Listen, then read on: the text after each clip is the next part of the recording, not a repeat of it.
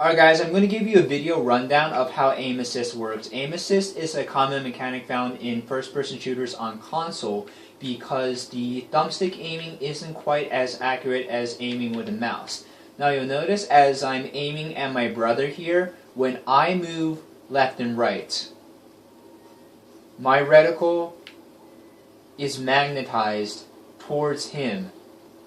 My brother is acting as a magnet towards my aiming reticle. I'm not even doing anything with my right thumbstick, and the aim is directly drawn towards him. It does not, however, aim for you.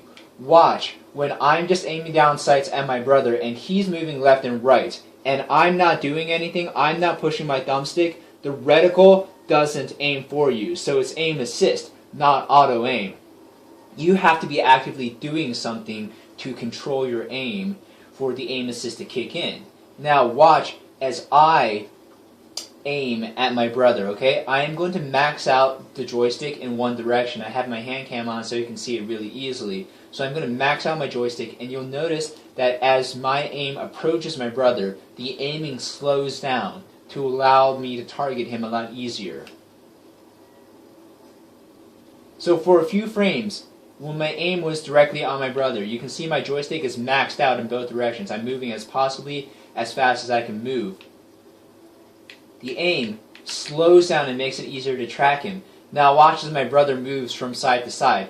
Move the other way. Alright, see? Look. It makes it a lot easier to track a moving target. Aim assist does. So look, alright, run into my reticle. Yeah, see, so you see the sudden jump? I didn't change how much I was pushing the stick. The player's speed directly impacted my aim. So aim assist can best be described as a little bit of a magnet on the player you're aiming at. But aim assist will only kick in if you're actively doing something to control your character, whether it be moving left or right, or with the thumbstick. Again, this is hip firing, okay? Hip firing, I'm just going to move my aim all the way over. See, I'm not slowing down my aim at all. The game's doing it for me because of the aim assist mechanic. Now, because the aim assist mechanic is in place, I have to give you some tips about sensitivity that will help you. Alright, the reason why quickscoping is possible in Black Ops 2 is because the cone of sensitivity for aim assist on sniper rifles is so much larger than that on other guns. Watch as we're moving back and forth.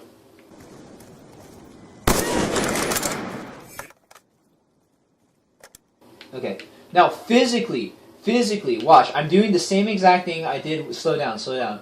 Physically, you won't be able to feel much of a difference in the aim assist. I'm doing the same exact thing as I did with the SCAR assault rifle. I'm only pushing my joystick slightly, but it's not moving any faster at the rate that my brother's moving faster. Okay, now sprint across the screen. In the direction of my reticle. Sprint across the screen in the direction of my reticle. See? Like, you know, the faster my brother's sprinting, the sniper rifle doesn't pull it farther. But just the narrowness of the cone of aim is very accurate with sniper rifles. Alright, when it comes to giving a tip for the best sensitivity, there is no one-size-fits-all for what is really the best sensitivity. I would say 2/3 of it is the physical limitation of the controller, and the other 1/3 comes down to personal preference, i.e., are you going to play mostly as a quickscope sniper? If you are going to play as a mostly quickscoping sniper, then that's the only time I would really advocate playing at a high sensitivity. Because, like I demonstrated previously, you do get a lot of assistance from aim assist when sniping. So you can snap between a lot of targets quicker without much penalty. And it'll be to your advantage to use high sensitivity. But for all other classes, I really recommend going within the low to medium range. I know that most pro players like to play between 2 and 7. Pro not meaning somebody on YouTube that got a 100 plus gameplay. Pro meaning somebody that is signed to a Major League Gaming contract and plays in money tournaments. I play on 4 sensitivity, but again, this is just a little bit of my personal preference. With the Xbox 360 thumbstick, it's very difficult to get precision down to the exact pixel on screen like you would with a mouse. because you only got one point of contact with your aiming surface, and the surface area in which you have to move your thumbstick is very, very small. Whereas with a mouse, you have a damn near infinite amount of surface area to work with. So you can be as fast or as smooth as you want to be, depending on how fast you move your arm. That's not so much the case with the thumbstick. You're just very limited in how much surface area you can do. First of all, excuse my very poorly drawn graphic. I only had Microsoft Paint for this video, but imagine that you're standing at the center of that circle and you wish to aim in a 360-degree field.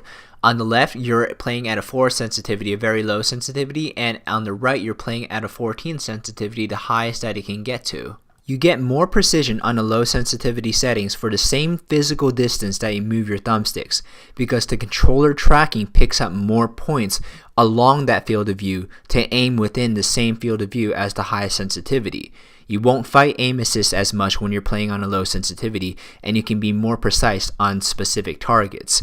You will lose the ability to snap to multiple targets, which can be crucial if you're playing ground war, but again, it's a choice you have to make.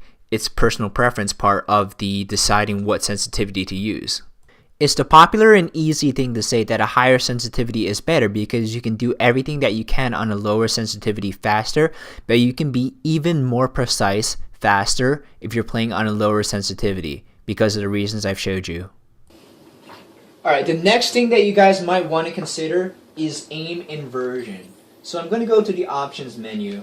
And the here it is, look inversion enabled. Now this, what it does is when you push up on a joystick, you look down, and when you pull up, you look up. I don't play inverted, but a lot of pro players do, and it might be a little more natural to do it this way, because if you imagine your head on the thumbstick swivel, when you push your head down, it's like pushing the joystick down, and when your head is going up, it's like the joystick going up.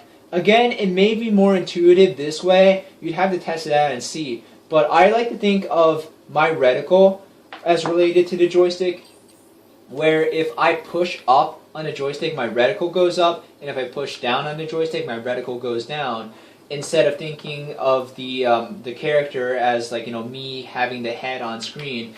That's because I'm just used to mouse aiming on the PC. But again, you may want to try this, inverting your aim and thinking of the joystick as a head on a neck.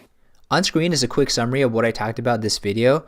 A quick point I want to make is don't change your sensitivity by more than once when you're testing out new sensitivities, and do everything in combat training first. It'll take you a few hours to get used to any new sensitivities that you try, but once you find the one that you really, really like, stay there and don't change it for whatever reason ever. Thanks so much for watching. If you found this video informative and I helped you in any way, please leave it a like rating and subscribe to my channel for more Black Ops 2. Have a great day, and I'll see you next video.